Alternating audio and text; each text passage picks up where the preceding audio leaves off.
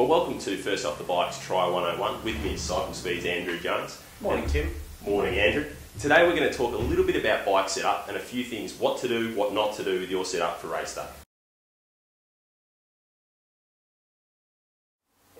Thanks, Tim. If we look at the three things that you need to carry on your bike on race day, we've got hydration, nutrition and spares. And what I'm going to have a little bit of a chat about this morning is what you need of those things, how many of those things you need, and how to keep the weight down on the bike. Because there's nothing sadder than seeing a beautiful 7.5 kilo tri-bike with 12 kilograms of rubbish strapped to it when it's just unnecessary. Let's talk about the short races first. If we're looking at the mini tri or the sprint tri, I reckon this is about all you need on your bike, a single bottle cage. You really don't need any nutrition for a mini or a sprint race. You've got plenty of carbohydrate inside your body to get you around the course. A little bit of water or a little bit of sports drink now and then is fine, but that's really all you need. And I'd even go so far to say as if you get a flat during one of those races, it's pretty much day over for you. By the time you've stopped and changed your tyre, the race is pretty much over. So I'd say for that sort of race, keep the bike as simple as it can be. Once we go a little bit longer, once we get out to an Olympic distance race, it starts to get a little bit more complicated.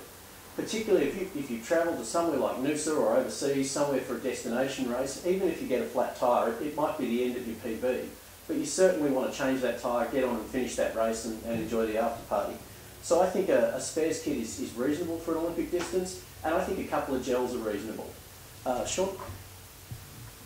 For that kind of stuff, your bento box is your friend. You can pack a full set of spares and a couple of gels in here and stick it on the top tube. But if you want to keep the bike nice and clean, you can also just put those things in the back pocket of your tri-top. Either of those will work fine.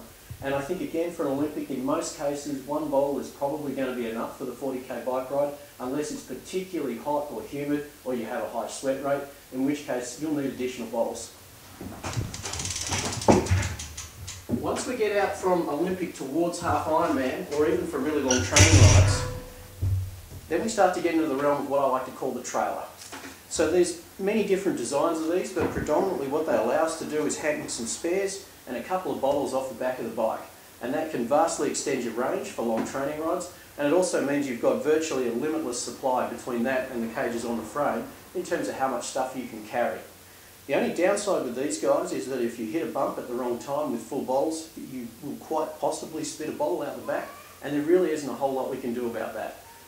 For new bottles where you're not accessing it, I think a rubber band or a little bit of tape works well, but unfortunately we really haven't got a good solution to spitting the odd bottle out of this system.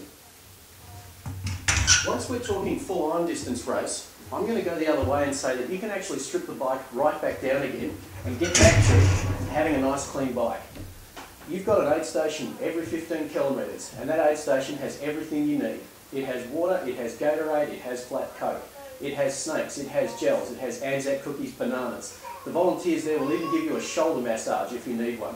So unless you've got very specific nutrition requirements, I'm going to say for Ironman racing, you can pretty much ditch most of the stuff on your bike and race with a clean bike if you want it. If you get a little bit nervous and you want your own kind of gels, then we put the bento box back on. Spare. And for Ironman racing, definitely carry a spare. It's a long day. There can be 30 or 40 kilometres to the next tech station where you can get support, and you can wait for over an hour for tech support if you're broken down on the side of the road. So I think for Ironman you can probably dial back the amount of nutrition and the amount of fluid that you carry because of the number of aid stations and all the stuff that they have, but I would definitely include a spares package and a multi-tool so that you can do your own maintenance should you need to. Well, thank you, Andrew, for telling us exactly how to dress our bike or not dress our bike for race day. Thank you, Tim. No worries, mate. Coming up next week, we're going to be talking about disc wheels and the benefits of having a rear disc wheel for long course racing.